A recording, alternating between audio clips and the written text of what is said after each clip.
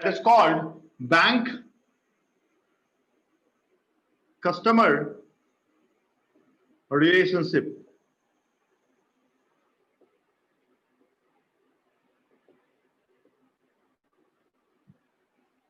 Bank customer relationship, अलग अलग नाम के साथ हम बैंक को आज के बाद देखने की कोशिश करेंगे।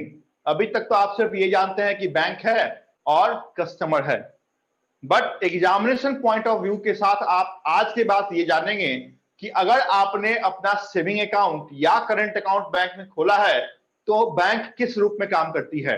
अगर आपने अपनी चेक बैंक में क्लियरिंग के लिए डाली है तो फिर उस कंडीशन में बैंक को हम किस नाम से जानेंगे।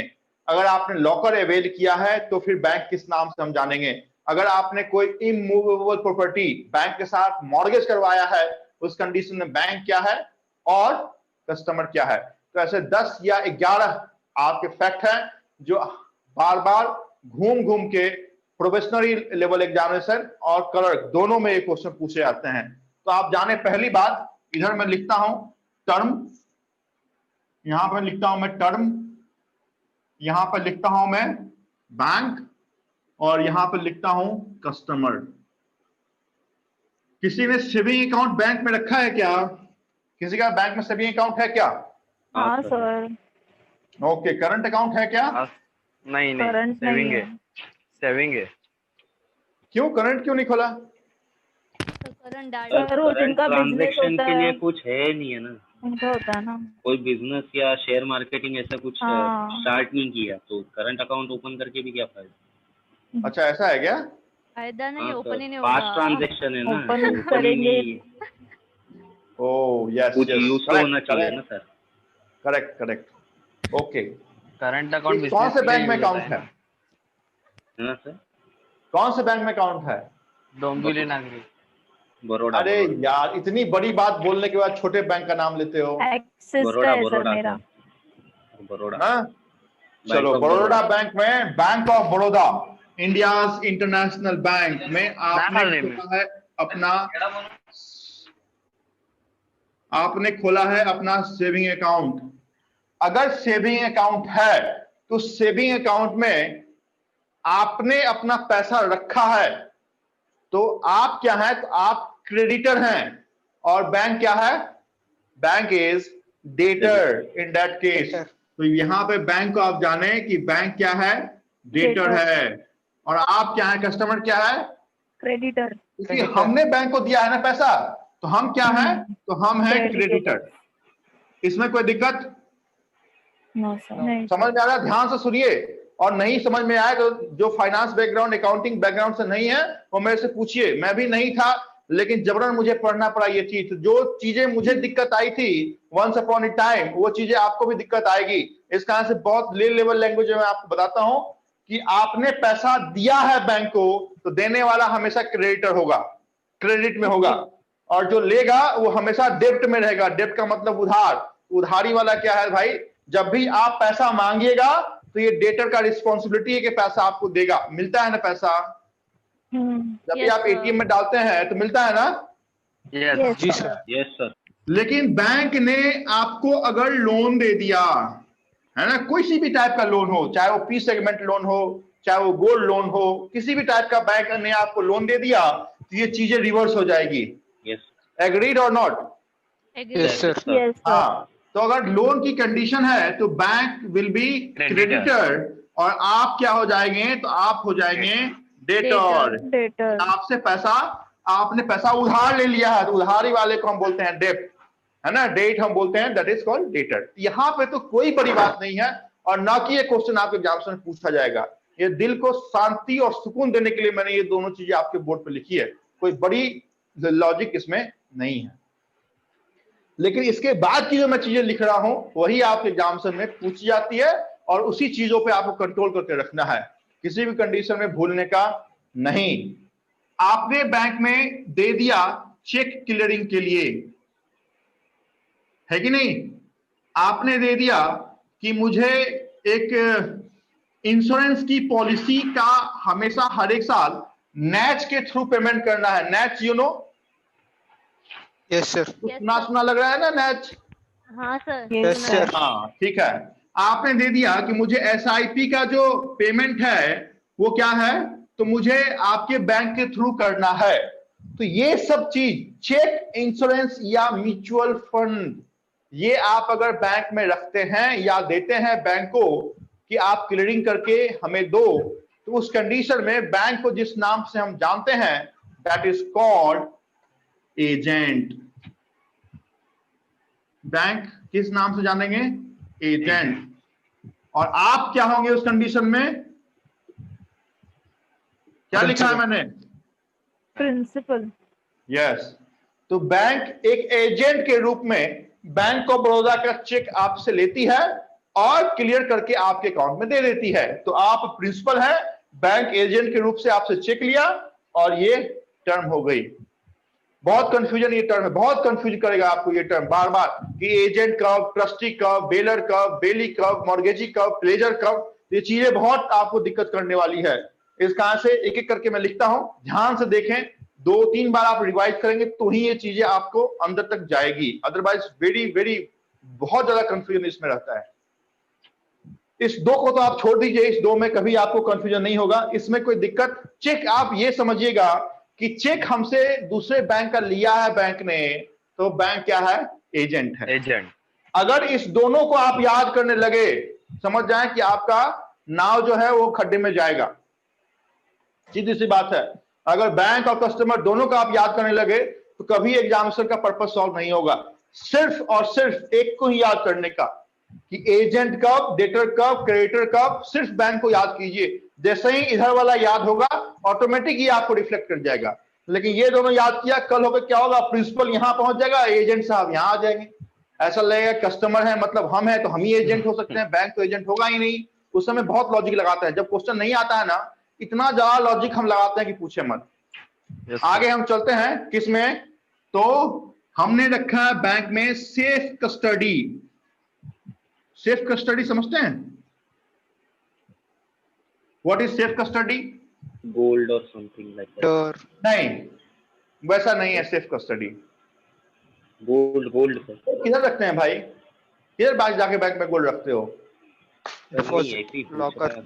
लॉकर्स में। वो तो लॉकर हो गया ना, वो तो लॉकर हो गया जिसमें आप रखते हैं। सेफ कस्टडी का मतलब है कि सपोज आप 10th का एग्जाम दे रहे हो या किसी भी लेवल का एग्जामिनेशन दे रहे हो, तो आपका जो डिस्ट्रिक्ट है उस डिस्ट्रिक्ट में एक बैंक के पास वो पहले ही पेपर आ जाता है, पेपर वहां उस बैंक के पास रखा रहता है, और जिस दिन एग्जामिनेशन है उस दिन उस कॉलेज का जो इंचार्ज है वो ठीक 1 घंटे पहले साइन करवा के 2 ऑफिसर बैंक के और सामने वाले 2 ऑफिसर के साथ वो ले जाएगा। That is called safe custody.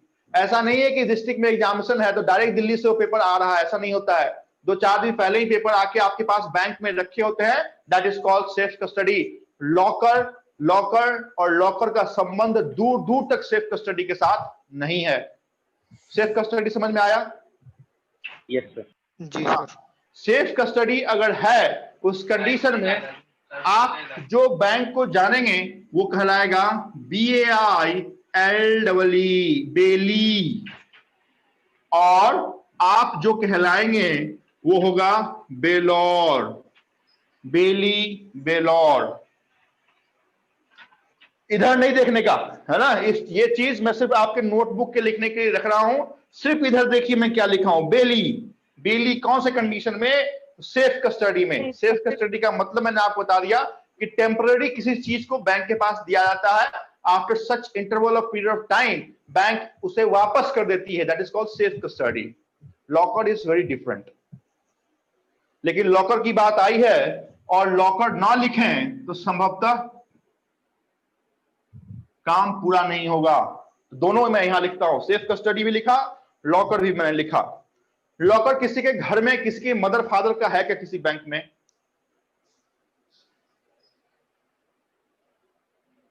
नहीं क्या? No. नहीं. क्या बात करते हो?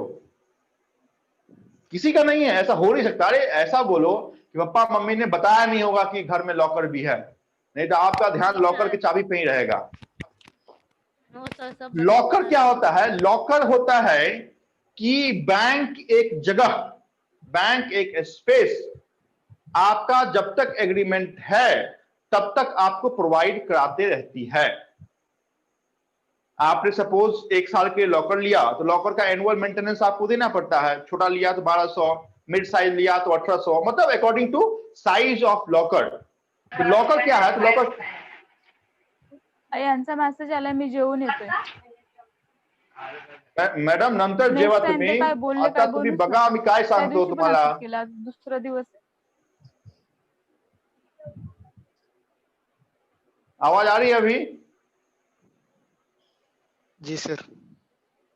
अरे किसको भूख लग गई यार? कौन जा रहा है खाने के लिए? थोड़ा देर बात खाओ यार। माइक ऑफ कर दिया सर। थोड़ा बहुत मराठी मेरे को भी आ गई है। 8 साल से महाराष्ट्र में हूं ना, तो थोड़ा बहुत सीख गया हूं। अच्छा लॉकर, मैं ये बताने की कोशिश कर रहा हूं, लॉकर में एक space over the period of time bank आपको मुहैया करवाती है जब तक कि आप उसका पेमेंट देते रहते हैं। Similar to your flat. Flat में भी जो फ्लैट का ओनर होता है वो आपको तभी तक बैंक घर में रहने देता है जब तक कि आप उसका पैसा देते रहते हैं। करेक्ट और नॉट? करेक्ट है ना? तो फिर लाइसेंसर कौन होगा यहां पे, वो बताइए। लॉकर में लाइसेंसर कौन होगा? जो लाइसेंस दिया है। बैंक। बैंक। हाँ यस, हमेशा याद रखने का लाइसेंसर नहीं याद रखने का, याद रखने का लेजर। और यहां पे लेसी। लेजर और लेसी मतलब इसने लाइसेंस दिया, तो ऐसे याद रखिए लाइसेंसर है और इसने लाइसेंस लिया कस्टमर ने लॉकर के लिए, तो ये लाइसेंसी है जिसको हमने लेसी बोला, ये लाइसेंसर है जिसको हमने लेजर बोला। समझ में आया? जी सर। सेफ कस्टडी और लॉकर दोनों अलग अलग हैं और दोनों का टर्म मैंने लिखा है। सेफ कस्टडी में बैंक इज बेली और यहां पे बैंक इज लेसर।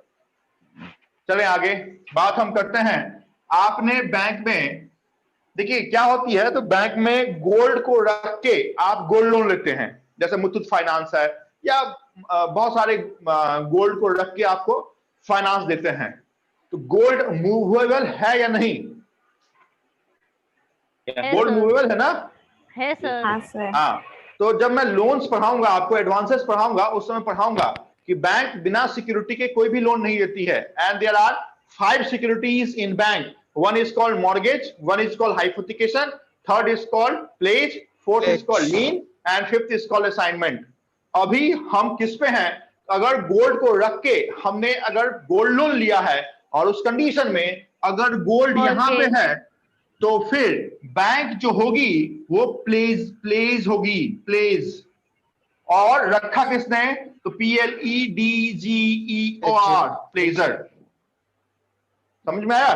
तो ये प्लेजी है, प्लेजी, PLEDGEE, प्लेजी। और ये क्या होगा? प्लेजर होगा। तो गोल्ड लोन हमेशा और हमेशा प्लेज करके ही दिया जाता है। तो जो अपने पास रखेगा वो प्लेजी होगा, जो अपने पास रखेगा वो बेली होगा, है ना? चले आगे। गोल्ड के बाद आप जाने कि कौन सी इंपॉर्टेंट। हाँ, सपोज कि आपके पास पासबुक था, आपने खो दिया। आपके पास एफडी के प्रिंट आउट थे, आपने खो दिया। बैंक ये कहती है कि अगर पासबुक हम फिर से डुप्लीकेट पासबुक प्रिंट करके आपको अगर दे दिए, सपोज गलत आदमी को दे दिए हैं, तो फिर बैंक का लॉस है। तो बैंक कहती है कि आप एक बॉन्ड बनवाइए, दैट इज कॉल्ड इंडिमनिटी बॉन्ड। और जब भी कोई डुप्लीकेट काम किया जाता है, सपोज मेरा पासबुक था और खो गया, तो मैं बैंक को ये बोलूंगा कि मैंने आपको ये सिक्योरिटी दिया है, मैंने आपको ये राइट दिया है कि अगर डुप्लीकेट इशू किए पासबुक से अगर कोई धोखाधड़ी होती है, उस कंडीशन में I am the only responsible person. This is in terms of only and only duplicate FD और डुप्लीकेट डीडी, डुप्लीकेट पासबुक और duplicate whatsoever any paper document in terms of duplication. उस कंडीशन में bank क्या होगी? यहां पे मैं लिखता हूं, डुप्लीकेट पासबुक बोले, एफडी बोले, डीडी बोले। डुप्लीकेट की बात मैं कर रहा हूं, ओरिजिनल नहीं। आपको इंडिमिनिटी बनवाना पड़ता है, दैट इज कॉल्ड इंडिमिनिफाइड, इंडिमिनिटीफाइड।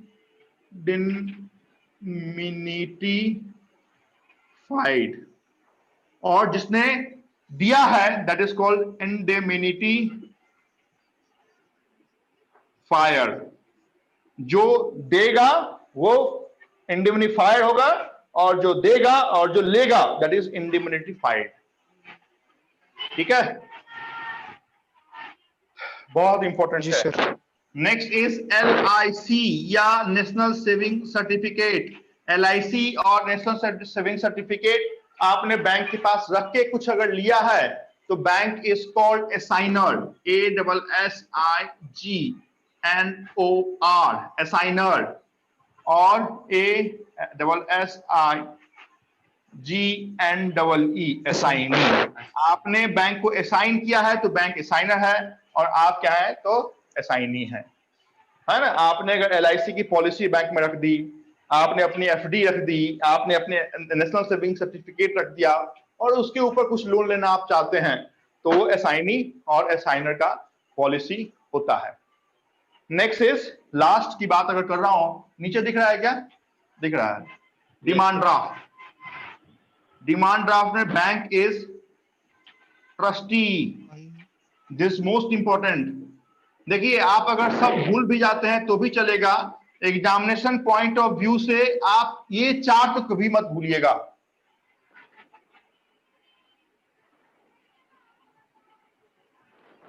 जिसपे मैंने टिक मार्क किए हैं वो किसी भी कंडीशन में मत भूलिएगा कि एजेंट कब, बेली कब, और ये 5 बहुत इंपॉर्टेंट है, एजेंट, बेली, लेजर, उसके बाद आइडेंटिफाइड और ट्रस्टी। ये बहुत इंपॉर्टेंट है, इसको आप लिख लीजिए।